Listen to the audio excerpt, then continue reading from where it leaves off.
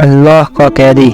حدیث شریف میں رسول صلی اللہ علیہ وسلم نے فرمایا کہ بچہ جب تک بالغ نہیں ہوتا تو اس کے نیک عمل اس کے والد یا والدین کے حساب میں لکھے جاتے ہیں، اور جو کوئی برا عمل کرے تو وہ نہ اس کے حساب میں لکھا جاتا ہے نہ والدین کے۔ پھر جب وہ بالغ ہو جاتا ہے تو حساب اس کے لیے جاری ہو جاتا ہے۔ وہ دو فرشتے جو اس کے ساتھ رہنے والے ہیں ان کو حکم دیا جاتا ہے کہ اس کی حفاظت کریں اور قوت بہم پہنچائیں۔ جب حالت اسلام میں 40 سال کی عمر کو پہنچ جاتا ہے تو اللہ تعالیٰ اس کو 3 قسم کی بیماریوں سے محفوظ کر دیتے ہیں،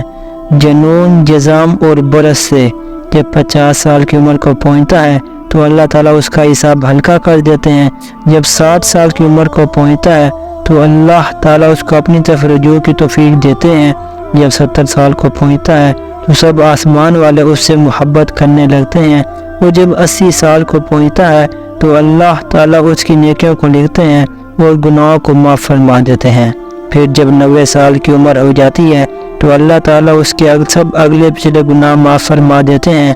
اور اس کو اپنے گھر والوں کے معاملے میں شفاعت کرنے کا حق دیتے ہیں اور اس کی شفاعت قبول فرماتے ہیں،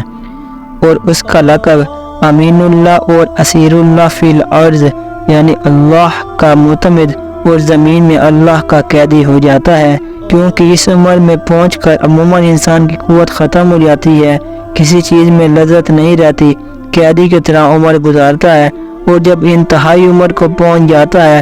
تو اس کے تمام وہ نیک عمل نامہ اعمال میں برابر لکھے جاتے ہیں جو وہ اپنی صحت و قوت کے زمانے میں کیا کرتا تھا، اور اگر اسے کوئی گناہ ہو جاتا تو وہ نہیں لکھا جاتا۔ سبحان اللہ۔